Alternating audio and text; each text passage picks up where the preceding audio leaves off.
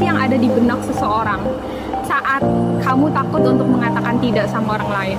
Bener loh Kak, aku nyesel banget kayak aduh padahal kan aku butuh gitu loh. Kamu pernah dengar istilah kalau kamu mau jadi orang baik, utamakan dulu orang lain baru diri kamu sendiri. Aku melihat hal itu kayak agak ironi. Kenapa? Karena saking kita pengennya mengutamakan orang lain, itu membuat kita bingung gitu. Menurut kamu egois gak sih kalau misalnya kita ngutamain diri kita sendiri? Di beberapa case mungkin kayak itu gak egois gitu, kayak wajar sih sebenarnya kalau dipikir-pikir lagi, direnungin lagi. Kalau misalnya nih kamu takut ngomong enggak, kamu lebih mikir ke diri kamu sendiri atau lebih ke orang itu sih? Lebih ke orang lain. Lebih ke orang lain kan? Makanya ada kutipan yang bilang kita ini bukan apa yang kita pikirkan, kita ini bukan apa yang orang lain pikirkan, melainkan kita ini adalah apa yang kita pikir orang lain pikirkan tentang kita. Apa yang membuat aku lebih mudah untuk ngomong enggak sama orang lain? Karena aku punya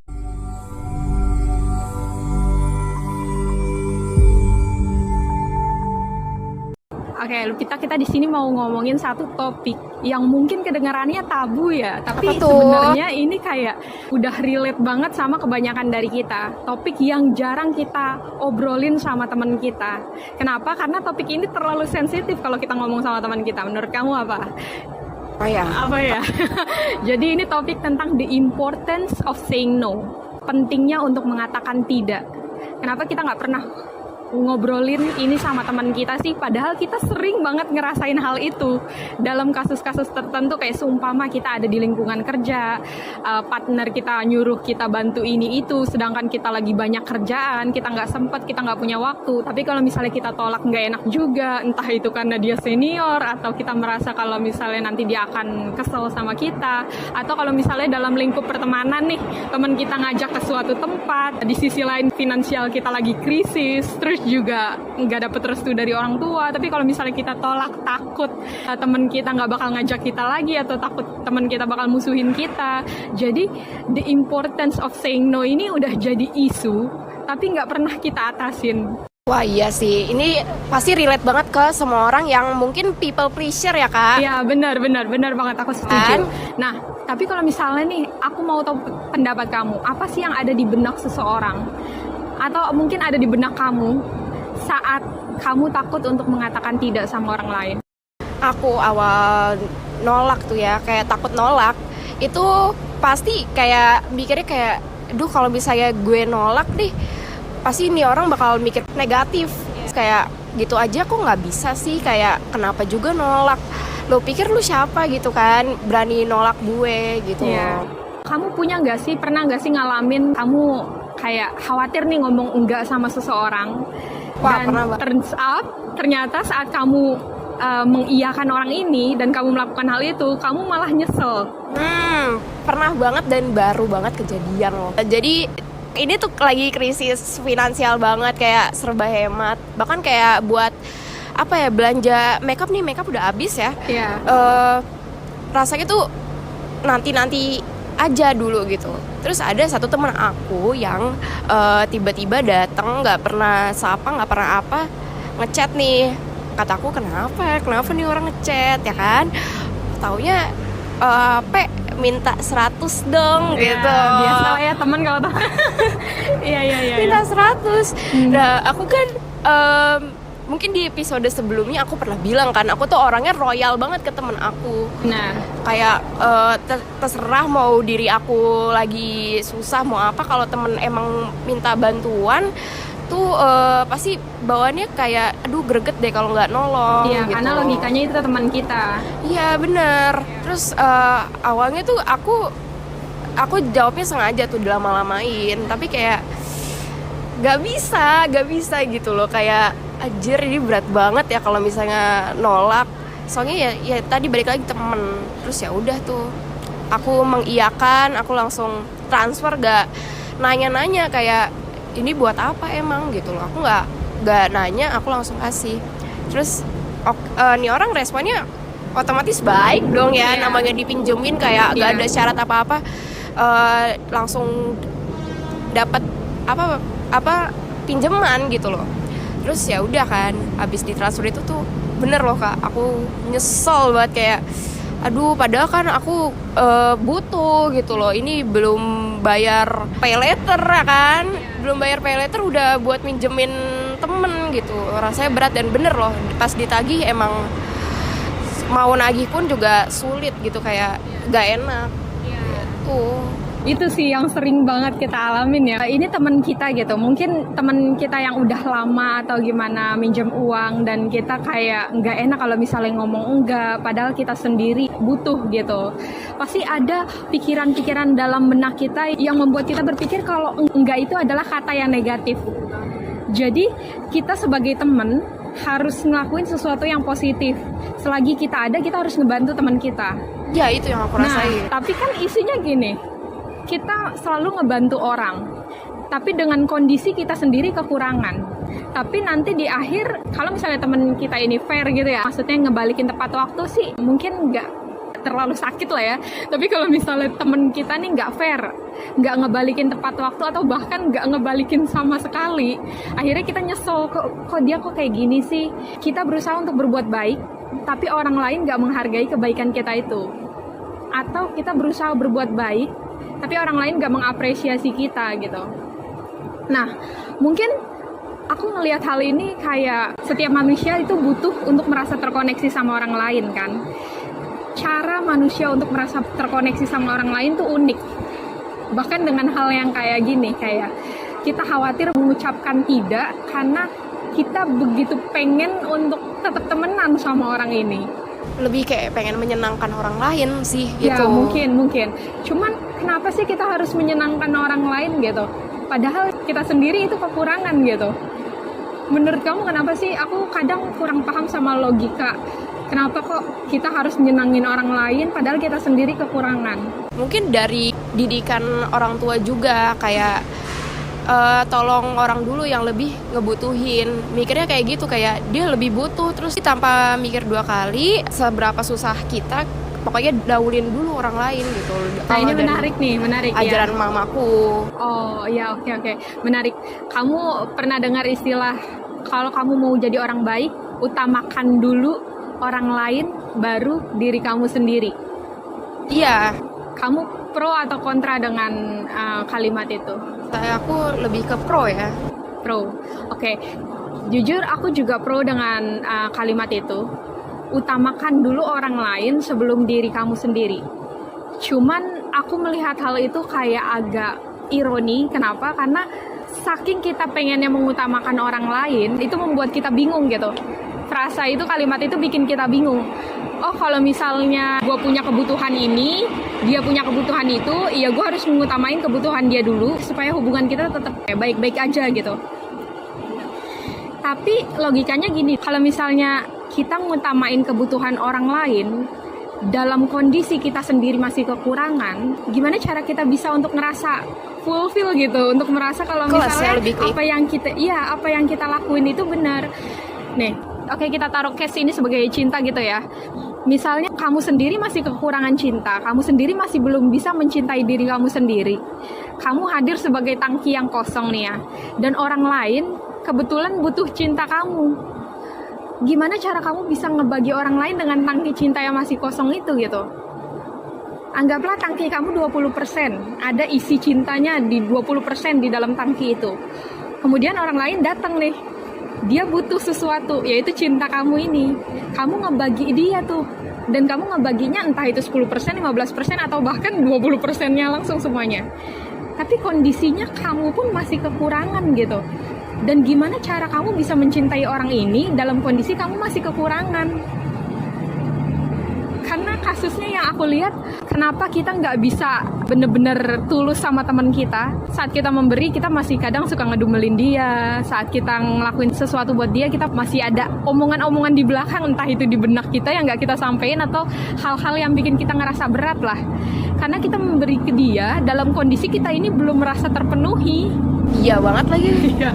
Jadi menurut aku kayak gitu sih, agak aneh kalau misalnya orang berpikir kalau dia bisa memberi sesuatu dalam kondisi dia nggak punya apa-apa, cuma karena dia takut untuk ditinggalin sama teman ini, atau cuma karena dia terpatri sama stereotip kalau lu harus ngutamain kebutuhan orang lain dibanding kebutuhan lu.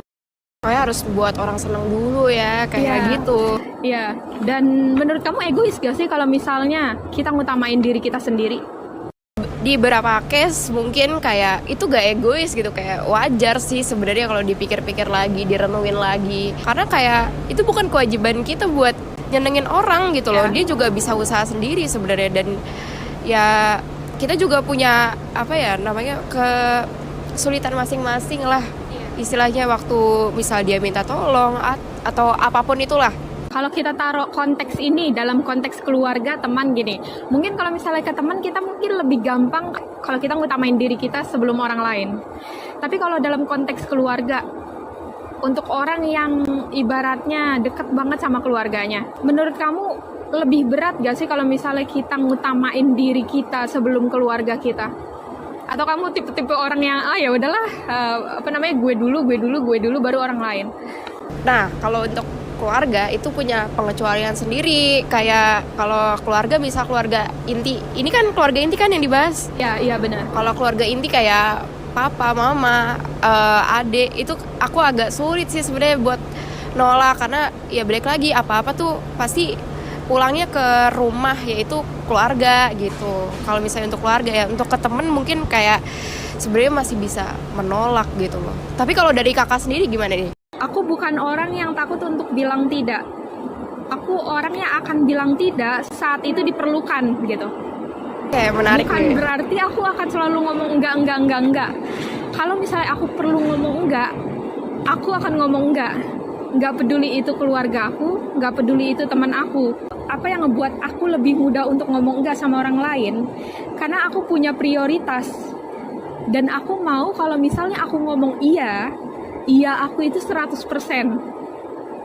Saat aku ngomong enggak itu 100%. Jadi nggak ada gray area gitu, nggak ada area abu-abu yang bikin orang lain bingung sama keputusan aku.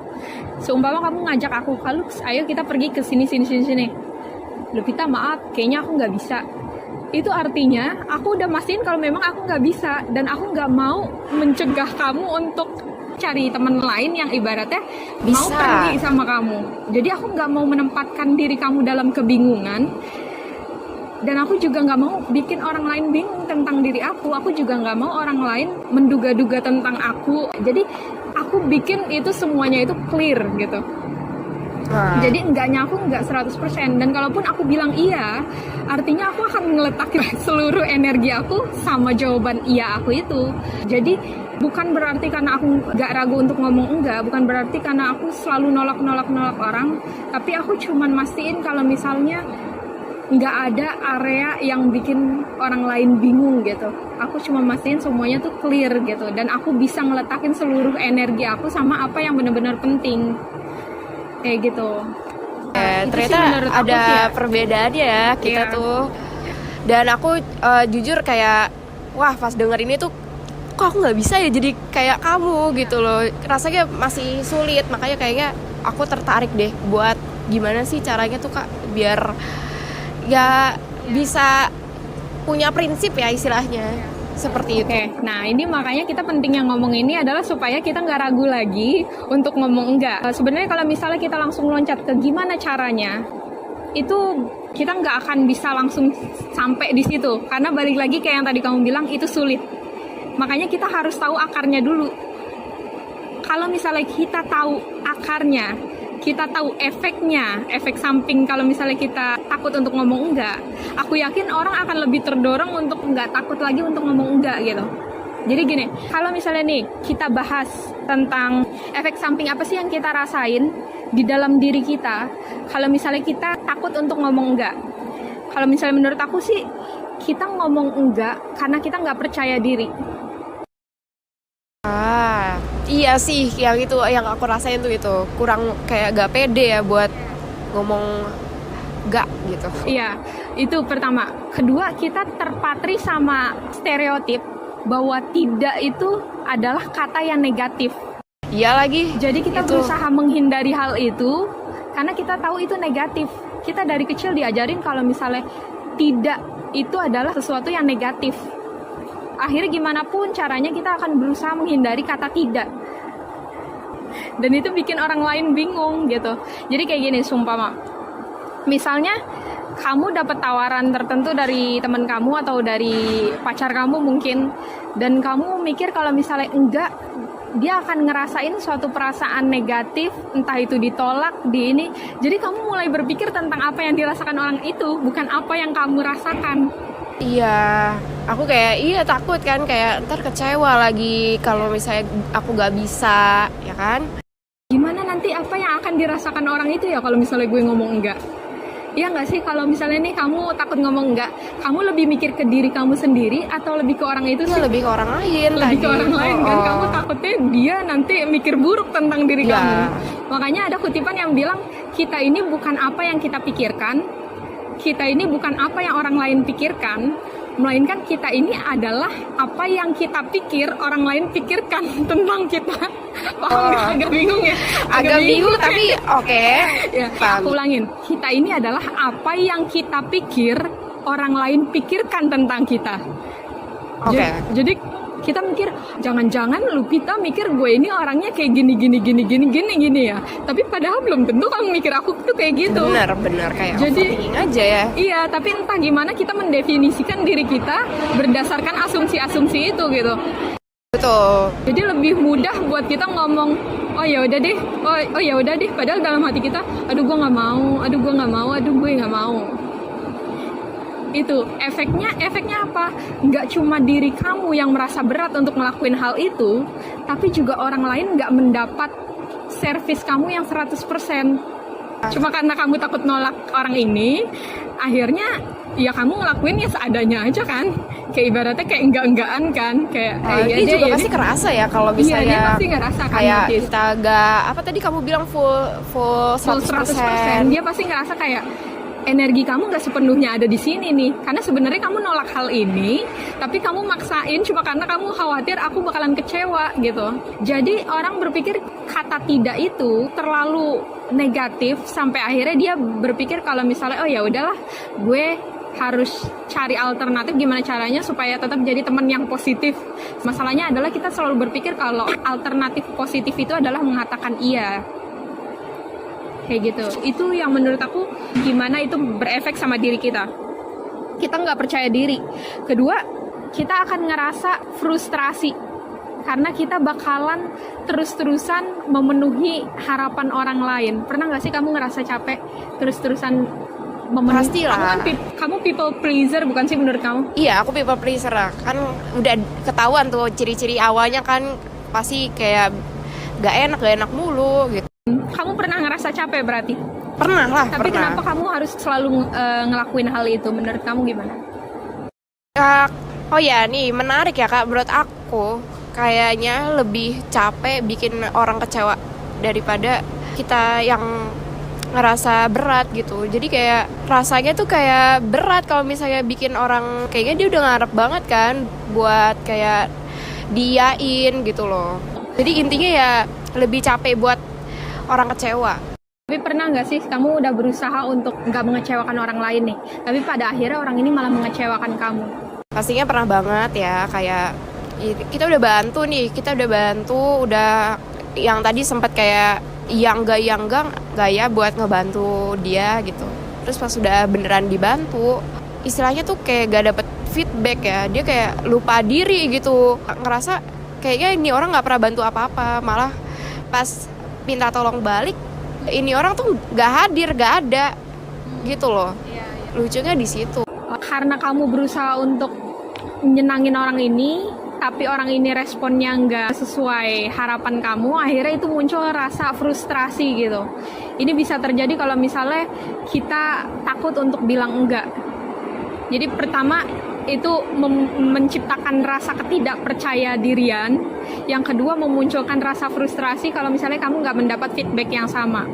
Karena jujur aja, hubungan sesama manusia itu mutualisme banget. Kalau misalnya kita cuma bekerja buat nyenangin orang ini, tapi orang ini nggak memberi feedback yang sama dalam kadar yang sama, boleh jadi kita bakalan frustrasi. Apalagi kalau terus-terusan begitu. Makanya kayaknya tuh emang harusnya dibatasi ya yang rasa-rasa kita harus gak enak batasin, tapi bukan berarti batasin itu kan orang mikirnya gue jadi egois banget sih, gue jadi membatasi diri, gue jadi ini. Tapi mungkin kita bahas itu nanti lebih lanjut. Terus yang ketiga tuh, kalau misalnya kita takut untuk ngomong enggak, itu kita bakalan merusak prioritas kita. Kita dianggap sebagai orang yang kebingungan. Kebingungan dalam artian, kalau misalnya kamu perhatiin orang yang easy going ke sono ke sini tapi nggak produktif gitu. Misalnya dia main ke sono, main ke kelompok no, main ke kelompok ini, terus dia juga ngelakuin ini, ngelakuin itu. Jadi dia ngeiyain semua tawaran dari orang lain, tapi hasilnya itu zong gitu. Oh iya. Pernah nggak sih kamu nemuin orang-orang yang kayak gitu? Jujur pernah lah. Kayak ada satu teman aku gitu loh, dia mungkin sama ya, setipe kayak aku, terus emang suka kemana-mana gitu, pergi. Bisa kemarin tuh baru nongkrong ke sini, terus hari ini nongkrong sama aku sebenarnya udah dari awal nanya kan ke dia kayak, emang nggak capek main sama gue nih next di hari itu? Enggak, aman banget gitu. Terus bener pas main sama aku lesu banget, kayak lemas banget. Terus barulah aku tuh kayak nanya langsung ke dia, tuh kan capek ya sebenarnya, kayak kan kemarin baru main lu, kayak kenapa yain gue? Gak apa-apa, ngomong aja, gue bisa maklum kok kenapa gitu lu mau datang. Terus saya bener kayak ya nggak enak lah, kan lu udah lama nggak ketemu sama gue. Jadi dia nggak 100% saat ibaratnya ketemu sama kamu ini ya, cuman karena dia merasa nggak enak. Iya. Sebenarnya kalau misalnya kita nggak punya prioritas, kita akan lebih mudah untuk ngeiyain orang lain. Menurut aku sih itu. Kita kayak ada ilusi tentang produktivitas. Kalau misalnya kita iyain, pokoknya kita bakalan jadi lebih produktif. Tapi sebenarnya itu ilusi, karena gimana ya? Kalau misalnya aku tempatin ini secara sederhana gini nih. Orang ngambil keputusan ngeiyain setiap kegiatan karena mereka berpikir kalau dengan melakukan semua aktivitas itu mereka akan jadi lebih produktif. Tapi sebenarnya menurut aku nggak begitu. Kalau misalnya nih, anggaplah dalam sehari kamu punya waktu 24 jam kan. Kamu nge-split waktu-waktu itu dan ngisinya dengan semua aktivitas. Kamu berpikir kalau misalnya kamu ngelakuin semua aktivitas itu, kamu berpikir kalau kamu lebih produktif.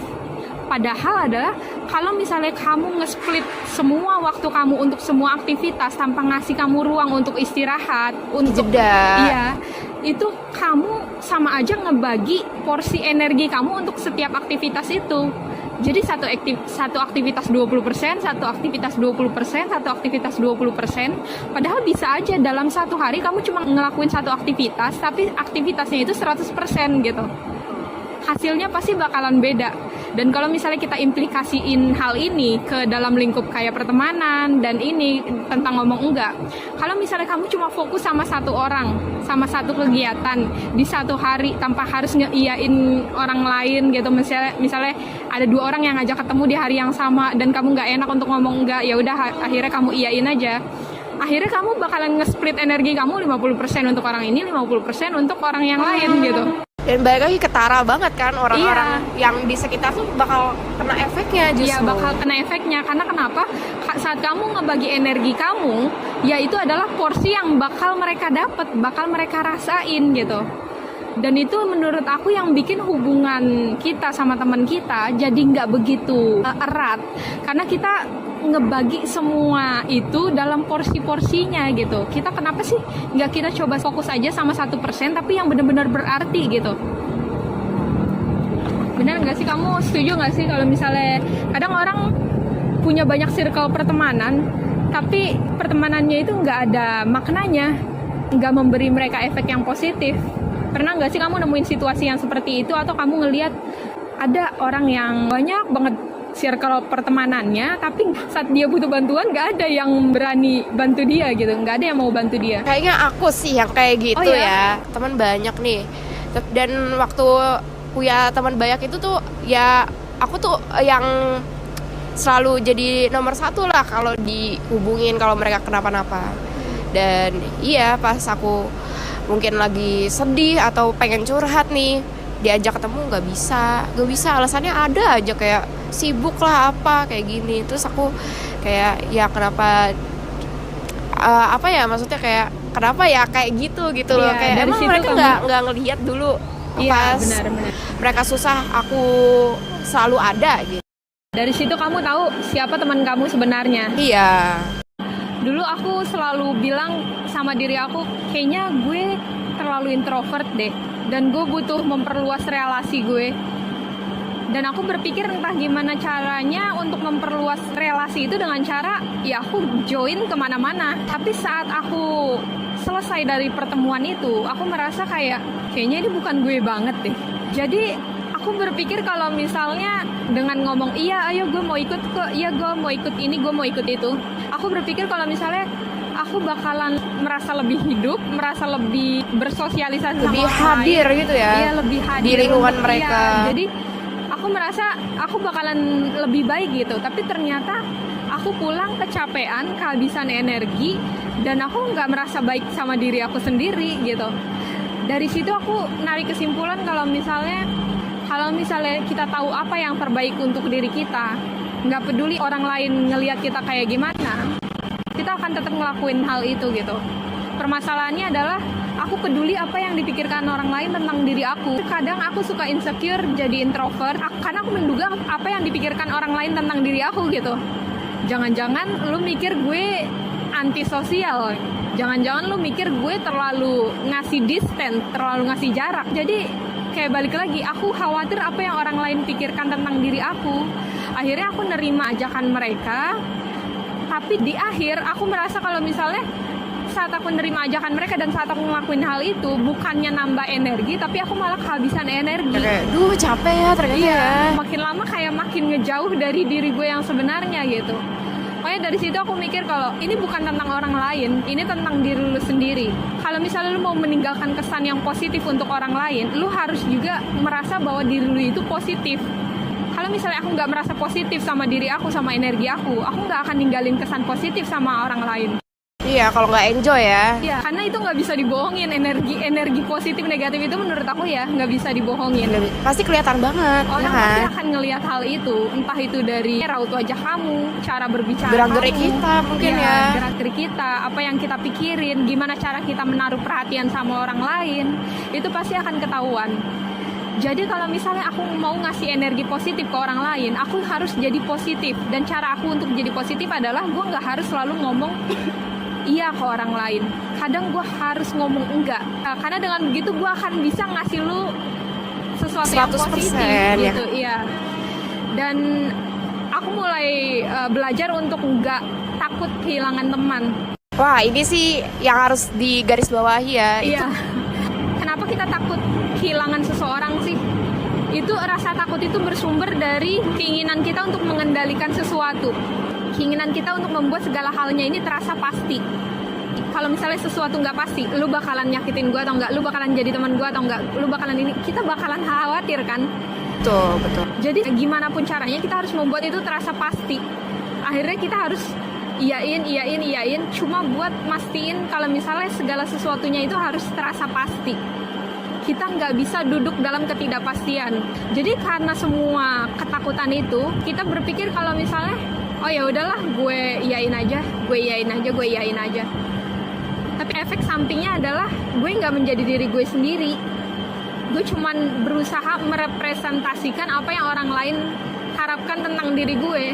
Padahal belum tentu orang lain ngerasa positif juga saat kita merepresentasikan diri kita yang fake ini. Bisa gitu. aja kayak ya udah biasa aja ya. Iya, Gak iya, akan jadi- kerasa, iya. malah diri kita gitu yang paling ngerasain semuanya.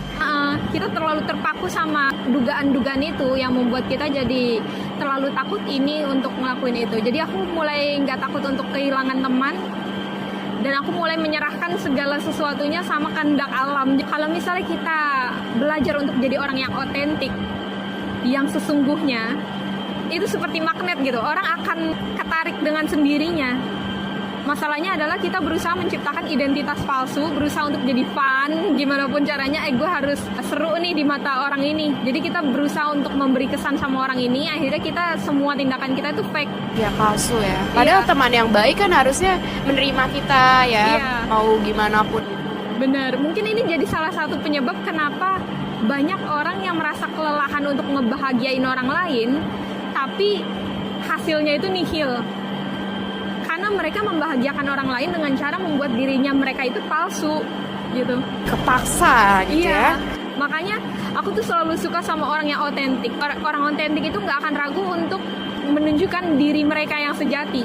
Walaupun ya itu negatif iya, gitu ya. Walaupun itu negatif, kayak ibaratnya kamu suka ngomong belak-belakan. Kadang orang berpikir kalau misalnya Kebanyakan orang tuh nggak nyaman ya dengan sifat yang seperti iya, itu. kayak gitu. Tapi orang otentik akan tetap ngelakuin hal itu karena keaslian itu menjadi prioritas utama mereka. Identitas Ketimbang mereka gitu iya, kan. ketimbang mereka harus fake, mendingan ya udah gue Jadi nunjukin apa diri gue adanya. apa adanya aja.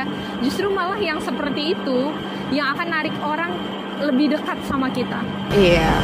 Buat apa sih kita jadi baik? Buat apa sih kita harus selalu ngeiyain orang lain? Tapi kita nggak 100% sama apa yang kita sampein. Jadi diri kamu yang bener-bener asli gitu. Sekalipun itu akan terkesan negatif. Karena orang itu lebih tertarik sama keaslian gitu. Orang akan mengendus kepalsuan sekalipun kamu berusaha keras untuk nutupin hal itu gitu.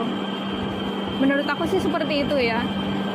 Jadi ya dulu aku pernah merasa kayak gitu, tapi sekarang aku nggak lagi. Aku nggak merasa kayak gitu. Karena sudah mulai improve diri dan mikirin ya dampak-dampak negatif positif dari Iya benar. nggak 100% atau fake. Iya, dan aku merasa lebih ringan sih kalau misalnya aku ngomong enggak ke orang lain. Lega ya. Iya. Orang awalnya mikir kayak gini, kayaknya susah deh ngomong enggak ke orang lain. Sebelum kita ngomong nih ya, berat banget. Aku punya temen dekat aku, dia susah banget ngomong enggak ke orang lain. Tapi di sisi lain dia selalu curhat sama aku kalau misalnya dia ini berat banget hidupnya. Betapa sulit ya Karena dia waktu nggak berani mengiyakan. ngomong enggak. Ya sebagai teman aku ngedorong dia dong untuk coba deh sekali untuk ngomong enggak ke orang lain. Aku kasih dia logika seperti ini. Kalau lu selalu ngomong iya ke orang lain, oke, lu ngebantu orang itu.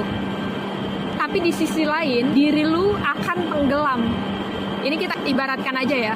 Anggaplah kamu itu lilin yang selalu ngasih cahaya buat orang lain. Entah gimana kamu harus selalu berpikir kamu harus selalu nyala. Tapi lama-kelamaan kamu meleleh sampai akhirnya nggak ada lagi yang tersisa kan. Cahaya kamu lama-lama habis. Dan kalau misalnya cahaya kamu habis, kamu nggak akan punya kemampuan untuk membantu orang lain lagi, untuk memberi cahaya kamu lagi. Jadi ada saatnya kita harus matiin lampu itu untuk save energi kita, sehingga nanti kita bisa ngebantu orang lain lagi. Jadi dengan logika itu, dia mulai berpikir, bener juga sih, kadang gue harus ngomong enggak, supaya gue bisa nge-save energi gue, buat ngebantu dia lagi nanti di depan. Karena kalau gue selalu ngomong iya, gue akan lama-lama tenggelam, dan kalau gue udah tenggelam, gue gak akan bisa ngebantu orang lain lagi gitu. Dan saat kita ngomong enggak, kita save energi kita nge-charge lagi gitu. Jadi kalau kita nge-charge lagi, kita punya lebih banyak energi untuk membantu orang lain lagi. Kasih cahaya ke orang lain lagi gitu ya. Iya, jadi kita harus ngasih break. Kita nggak harus selalu ngomong iya. Dengan logika itu akhirnya dia mulai berani untuk ngomong enggak. Dan saat dia ngomong enggak, dia berpikir, ih gila, ternyata nggak sesulit itu ya. Ternyata gue bisa ya untuk bilang enggak. Dan efek sampingnya adalah, wah dia jadi lebih lega. Ternyata semudah itu, dan ternyata bikin dia lega. Dari situ dia mulai berani untuk ngomong enggak. Jadi mentalnya dia pun mulai kebangun lagi gitu. Dia yang sebelumnya bener-bener overwhelmed karena selalu ngomong iya, dan dia mulai berani ngomong enggak sekali, 2 kali, 3 kali. Dia ngasih mentalnya dia itu break untuk mulihin dirinya dia sendiri, sampai dia punya energi lagi untuk ngomong iya ke orang lain. Perumpamannya yang kayak gitu tuh emang beneran relate sih. Makanya mungkin teman kamu akhirnya bisa punya keinginan diri untuk berubah gitu. Aku ngedorong orang lain atau temen aku kayak gitu bukan berarti aku ngelarang mereka untuk bersikap simpati ya. Oke, terserah kalau lu mau bersimpati sama seseorang, terserah. Cuman segala sesuatunya itu ada porsinya. Ada waktunya lu untuk memikirkan diri lu sendiri dulu. Karena gimana pun diri lu itu adalah gensetnya gitu. Maksudnya diri lu itu adalah sumber energinya. Kalau lu mau ngasih energi ke orang lain, lu harus perhatiin sumbernya dulu. Kalau sumbernya rusak, gimana lu bisa ngasih energi yang baik ke orang Gimana mau lain? nyalurin ya kan? Iya, jadi ada waktunya untuk lu mikirin diri lu sendiri. Bukan berarti egois. Kayak gitu sih menurut aku. Itu efek yang mungkin kita rasain dalam internal kita ya. Kalau misalnya sekarang kita berbicara efek yang orang lain rasain saat kita nggak berani ngomong enggak, menurut kamu apa? Efeknya ya yang tadi ya, yang udah kita bahas, pastinya kayak kerasa banget ini orang setengah-setengah ngerjain apa yang kita suruh gitu loh, apa yang kita tolongin, minta tolong. Kayak gitu sih. Kalau misalnya aku nambahin, mungkin efek yang bakal orang rasain adalah hubungannya jadi nggak bermakna. Saat orang ngejalin hubungan sama kita, pasti dia punya ekspektasi tertentu kan sama kita. Tapi masalahnya kita berusaha untuk memenuhi ekspektasi dia dalam kondisi kita sebenarnya nggak pengen gitu. Tapi kita maksain gitu untuk memenuhi ekspektasi dia. Akhirnya karena kita selalu ngeiyain, hubungan itu jadi nggak bermakna. Jadi ibaratnya gini loh, karena keseringan iya, jadi iya kita ini nggak bermakna, nggak punya value. Karena orang lain bakal mikir kayak gini, toh dia juga bakal ngomong iya kok nanti. Oh nanti juga dia bakalan ngomong iya. Jadi iya kita itu kurang punya value-nya karena selalu ada gitu. Make sense gak sih? Make sense, masuk akal banget. Iya. Jadi karena kamu selalu nerima, orang lain meremehkan penerimaan kamu, akhirnya nggak ada apresiasi saat kamu. Karena terlalu sering mengiyakan ya kan, nggak spesial gitu loh. Iya, jadi nggak spesial itu Iya. maksudnya. Kayak gitu. Jadi hubungannya jadi nggak bermakna. Makanya kalau kita mau ngejalin hubungan sama teman kita, sama pasangan kita, kadang kata tidak itu ngebuat iya kita itu jadi spesial gitu. Iya, paham. Paham ya. Jadi menurut aku itu sih mungkin yang akan dirasakan oleh orang lain. Dan mungkin kalau misalnya kita selalu ngeiyain orang lain, kita ngebentuk ekspektasi yang nggak realistis. Kayak gimana tuh Kak? Nih misalnya nih kamu ngajak aku kayak gini, anggaplah kita pasangan gitu ya. Lux kamu mau nggak A? Terus aku bilang iya. Kamu mau nggak B? Terus aku bilang iya. Terus kamu mau nggak C? Aku bilang iya. Semuanya iya. Akhirnya kamu berpikir kalau misalnya, oh dia akan selalu menerima hal itu. Artinya dia nggak keberatan dengan apa yang gue punya di dalam pikiran gue. Akhirnya kamu mulai menciptakan ekspektasi yang nggak realistis terhadap aku. Karena kamu mulai ngambil kesimpulan, oh iya dia bakalan ngelakuin ini. Oh dia bakalan ngelakuin ini. Oh dia bakalan ngelakuin ini. Oh ya udah kalau gitu gue suruh dia ini aja. Oh ya udah kalau gitu gue suruh dia ini. Terus ini, dia ini, juga ini. akan bilang iya ya kan? Karena dia pun gak keberatan, dia juga pasti bakalan ngomongin iya. Padahal dalam diri aku, kok semakin berat ya permintaan kamu. Tapi karena aku gak berani ngomong enggak, aku iyain aja. Itu ya, jadi kita nggak bisa nyalain dia juga ya, karena Iya, ya kita dari awal juga menciptakan Kita karakter kasih dia itu. ruang untuk Iya. ekspektasi yang gak realistis terhadap diri kita. Itu kalau misalnya kita nggak berani ngomong enggak, kita ngeberi orang lain ruang untuk menyakiti kita. Jangan mikir ini terlalu pesimis ya, maksudnya kayak kita nggak pernah bisa memprediksi apakah orang ini akan menyakiti kita atau enggak. Tapi alangkah lebih baiknya tuh kan membatasi, jangan berlebihan ya. Benar. Maksud aku kalau misalnya kamu ngomong enggak sekali aja, tapi pastiin enggak kamu ini yang benar-benar enggak ya, bukan berarti kayak kamu mengada-ada enggak. Kalau misalnya kamu bisa ya kenapa enggak gitu maksudnya. Tapi kalau misalnya emang kamu nggak bisa, ya udah kamu ngomong nggak bisa. Itu ngeberi dia batasan, pasangan kamu atau teman kamu ini, kamu memberi dia batasan sampai di mana dia bisa Menghargai. menghargai kamu, menghormati kamu. Karena respect itu dibangun bukan dengan kamu selalu hadir untuk orang ini, tapi respect itu dibangun dengan gimana cara kita Merespon. Iya, memberi respon satu sama lain, terus juga menghargai waktu satu sama lain, dan menghargai pendapat satu sama lain. Dan kamu nggak perlu khawatir saat kamu beradu argumen nih, berbeda pendapat sama pasangan kamu atau teman kamu, dan kamu nggak perlu khawatir untuk mengatakan tidak, untuk nggak setuju sama argumennya dia. Karena justru malah menurut aku hubungan yang sehat itu hubungan dimana kita bisa mengutarakan semuanya dengan cara yang jujur gitu, sekalipun itu akan terdengar negatif. Segala sesuatunya nggak harus terdengar positif kok. Kalau misalnya itu pun berlaku halnya untuk yang masalah iya atau tidak gitu ya. Segala sesuatunya nggak harus iya gitu.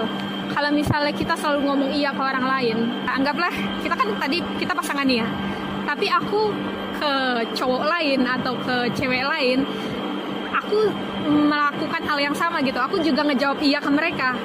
Akhirnya pasangan aku merasa kalau misalnya loh kok treatment lu ke gue sama treatment lu ke temen gue atau ke temen lu kok sama aja gitu. Jadi nggak ada yang spesial, nggak ada yang beda gitu. Jadi kita sama-sama setara, dan itu bikin orang lain ngerasa kalau misalnya kita ini nggak menganggap mereka berarti. Make sense gak? Jadi ini kamu punya pacar, kamu ngomong iya ke pacar kamu, tapi di sisi lain kamu punya teman dan kamu juga selalu ngomong iya ke teman kamu. Pacar kamu akan merasa kalau misalnya kok nggak spesial ya? Apa bedanya pacaran sama temen? Iya, gitu. Bedanya apa gitu? Itu sih efek yang mungkin orang lain rasain kalau misalnya kita nggak berani ngomong enggak. Jadi ada efek ke diri kitanya, ada efek ke orang lainnya. Dan aku nyaranin orang mulai dari sekarang harus aware kalau misalnya tidak itu bukan berarti negatif. Karena saat kamu mengatakan iya, ada negatifnya juga, entah itu untuk diri kamu atau orang lain. Kayak gitu. Ternyata perkara sesimpel untuk tidak takut bilang enggak ya. Kalimat enggak ini kan sebenarnya simpel banget ya, Simple, kayak ternyata ya itu ya bermakna besar banget. Iya, benar. Sekarang nih kamu udah tahu nih efek negatifnya ke diri kamu dan ke orang lain. Mungkin kamu punya solusi supaya kita mulai berani untuk ngomong enggak, atau apa yang ada di pikiran kamu terkait hal ini? Ya, solusi menurut aku setelah kita ngobrol-ngobrol kayak gini ya, ternyata itu ya satu kuncinya, pahamin diri kita dulu, prioritasin kayak apa yang harus kita iyain, mana yang harus kita bilang enggak gitu. Dan tadi ya percaya diri aja gitu, kayak gak usah peduli mau orang ntar mikirnya apa. Yang penting ya itu ya, kita seneng waktu bilang iya, bukannya yang setengah-setengah atau ngerasa kayak beban. Ini jadi beban hidup kita gitu loh, waktu mengiyakan sesuatu yang gak kita pengen sebenarnya, kayak gitu. Ya, aku setuju sih sama kamu. Kita harus ngeset prioritas mulai dari sekarang. Kalau misalnya prioritas itu sebenarnya kayak kompas. Prioritas ini akan ngarahin kita ke tempat yang tepat gitu. Kalau misalnya kita nggak punya prioritas, kita bakalan ngalor ngidul kemana aja gitu. Gak ada tujuan, gak ada arahnya. Kita nggak punya tujuan yang jelas. Akhirnya ya udah kita kemana aja. Tapi kalau misalnya kita udah mulai ngeset prioritas, kita tahu nih apa yang kita pengenin. Aku yakin orang lebih terstruktur. Orang akan lebih mudah untuk ngomong enggak. Ya, dan aku juga setuju sama kamu kalau misalnya kita harus ngebangun rasa percaya diri. Karena untuk ngomong enggak itu dibutuhkan kepercayaan diri yang besar gitu. Karena risikonya pun besar gitu. Aku percaya kalau misalnya orang percaya diri itu adalah orang yang nggak akan takut untuk menjadi salah gitu. Karena dia punya kebenarannya dia sendiri. Karena aku punya kebenaran sendiri, aku akan ngelakuin hal ini sesuai dengan cara aku. Menurut aku ini adalah benar, dan aku percaya diri ini benar. Aku akan ngelakuin hal itu. Jadi ya benar, susun prioritas, bangun kepercayaan diri, dan mungkin aku mau nambahin satu, munculkan alternatif untuk mengatakan tidak.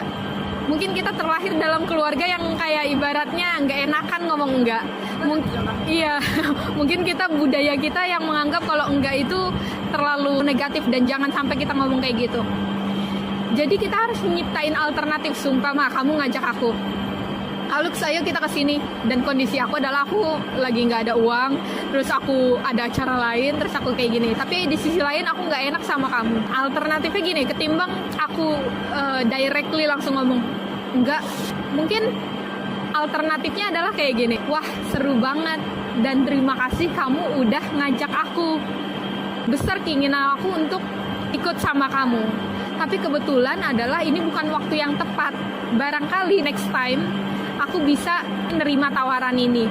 Jadi kayak ibaratnya kamu mengapresiasi orang ini karena udah berusaha ngajak kamu, tapi di sisi lain juga kamu kasih solusi lain. Kasih itu ke orang lain. Jadi kamu nggak semata-mata ngomong enggak, karena itu pasti bakalan terdengar terlalu ketus ya gitu ya. Jadi kamu harus sediain alternatif untuk ngomong enggak. Ini insight yang baru banget ya ternyata. Iya, jangan sampai kamu merasa nggak pengen, tapi karena kamu nggak punya alternatif, ya udah deh, iya deh. Kayak gitu, karena nanti efeknya yang kayak tadi udah kita sebutin, kayak gitu. Lutya, kamu ada nggak dalam pikiran kamu yang sekiranya seputar topik ini yang belum kita bahas? Aku sebenarnya masih bingung ya sama alternatif tadi tuh ya. Nah, kalau misalnya bener-bener gak ada alternatif tuh gimana akhirnya? Kayak bener-bener dia urgent gitu, urgent banget. gak ada siapa-siapa, dia bilangnya kayak gitu. Iya, kondisinya benar-benar Bener-bener minta tolong, tapi Iya. kita nggak bisa. menurut aku sih ya kayak gini. Kita berpikir kedua arah. Pertama ke diri gue, kedua ke orang lain. Kalau ke diri gue, kalau gue mengiyakan karena dia nggak ada pilihan lain, maksudnya ibaratnya nggak ada orang yang bakal backup kalau misalnya bukan gue ini dan semacamnya, itu gue paham kalau misalnya gue bakalan capek, ibaratnya gue harus, ya mau nggak mau gue harus menuhin hal itu gitu kan. Itu oke, itu konsekuensi ke diri gue nya, dan gue khawatir kalau misalnya gue jadi nggak 100%. Tapi kalau misalnya kita mikir ke orang lain ini butuh kita, nggak ada orang lain yang bisa nge-backup gitu selain kita. Jadi dia benar-benar terdesak untuk ngajak kita gitu. Nah pertanyaannya kayak gini, apakah prioritas kamu itu untuk diri kamu sendiri, maksudnya untuk mengutamakan kedamaian diri kamu, ketenangan diri kamu, kemauan diri kamu, atau prioritas kamu adalah untuk membantu orang lain? Kalau misalnya kamu berpikir kalau misalnya, oh gue punya prioritas untuk membantu teman gue, ya apa salahnya kamu berkorban dikit, ngomong iya untuk menyetujui hal itu gitu. Tapi kalau misalnya kamu merasa kalau misalnya gue harus ngutamain diri gue dulu, karena gue tahu kalau misalnya gue iyain dia, gue nanti malah gak 100% gitu. Jadi balik lagi ke diri kamu dengan cara mikir dua arah itu. Kamu mau ngutamain orang ini lebih dulu atau kamu mau ngutamain diri kamu. Tapi dengan catatan kamu harus ngelihat value kamu. Jadi kalau misalnya gue ngutamain dia, sejalan gak sama value gue? Jangan sampai kamu ngutamain orang lain tapi gak sejalan sama value kamu. Makasih banget loh ya Kak solusinya. Itu menarik sih ya. Jadi aku ngedorong kamu dan mungkin diri aku sendiri, karena aku pun masih belajar untuk ngomong enggak dengan cara yang ibaratnya yang bagus gitu ya, yang enggak menyinggung orang lain, dan audiens kita untuk bahwa kata enggak itu bukan hal yang negatif gitu. Karena iya pun memiliki efek negatif, entah itu ke diri kita ataupun ke orang lain gitu ya. Jadi kata tidak dan iya itu sebenarnya masing-masing punya sisi negatifnya. Punya perannya masing-masing juga ya. Iya benar. Jadi jangan khawatir untuk ngomong enggak gitu. Dan aku rasa kalau misalnya kalian punya, kayak yang tadi kamu bilang, kalian punya prioritas, kalian percaya diri, dan kalian punya alternatif untuk ngomong enggak, aku rasa itu akan lebih mudah. Coba sekali, aku tantang audiens kita ya, aku tantang pendengar kita. Barangkali kalian punya satu case tertentu di mana kalian tuh ngerasa takut untuk ngomong enggak. Aku tantang kalian untuk ngomong enggak sekali aja, dan kalian rasain gimana rasanya saat ngomong enggak. Boleh banget kalian taruh di kolom komentar ya. Apakah rasanya malah lebih lega atau Iya, malah benar. jadi beban pikiran? Iya, karena ini bisa jadi bahan evaluasi kita ya, mungkin untuk diskusi-diskusi selanjutnya. Betul. Mungkin dari kita itu aja ya teman-teman. Ya kalau misalnya teman-teman ada komentar sependapat ataupun nggak sependapat, taruh aja di kolom komentar. Dan aku minta bantuan banget sama teman-teman, bantuan sederhana untuk klik tombol subscribe supaya channel ini akan terus berkembang. Itu aja dari aku, Lulu, dan Aku Lupita. kita undur diri. See you in the next episode. Bye.